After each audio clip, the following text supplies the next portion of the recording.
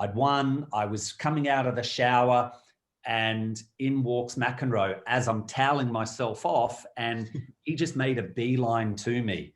And I'm, he's got shades, like those old reflector shades, aviators on, and bag over his shoulder. And he just kept walking towards me, but I'm still trying to towel off. I've just come out the shower, and he just came right up to me, almost nose to nose, and said, "So you think you're good enough to play doubles with me now?" Oh my God. Are you serious? So I just, I was more concerned about trying to finish toweling off, drying off. I was like, yeah, I'll give it a try. And he goes, "You better hold your end up."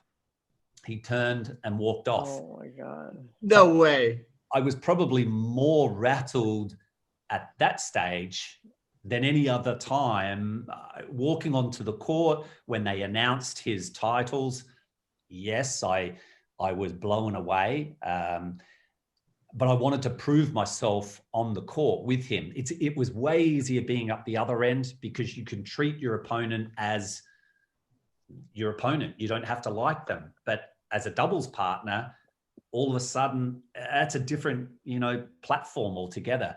And I suffered through a horrible first set of tennis where I never hit a ball over. And I just started to think negatively, as we all do when things aren't working. We start to pick yourself apart. Internally, I wasn't doing it outwardly. I was doing it internally. He hardly said a word to me. And after we lost the first set, I was just kind of hanging my head. And that's when he nudged me and said, "Breathe." I was like, "What? What are you saying?" He's like, "Take a breath, just breathe. You'll play better. I know you're nervous." He communicated.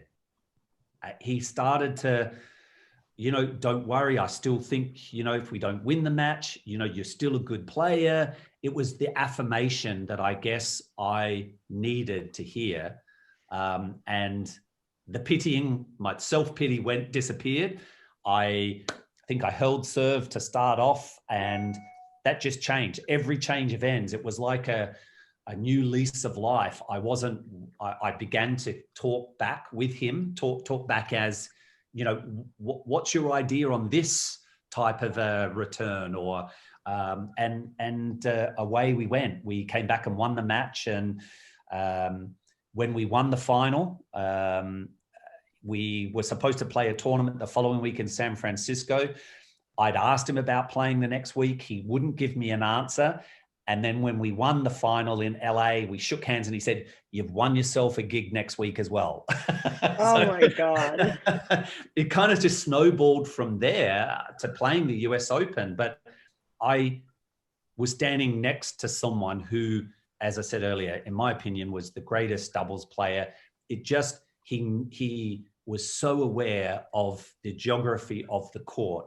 And even though there were times he felt he was his greatest critic, if he felt he wasn't playing well enough, there was never once that he turned around and, somehow, if I wasn't playing well, he never discredited me. It was trying to build me up. He believed in me.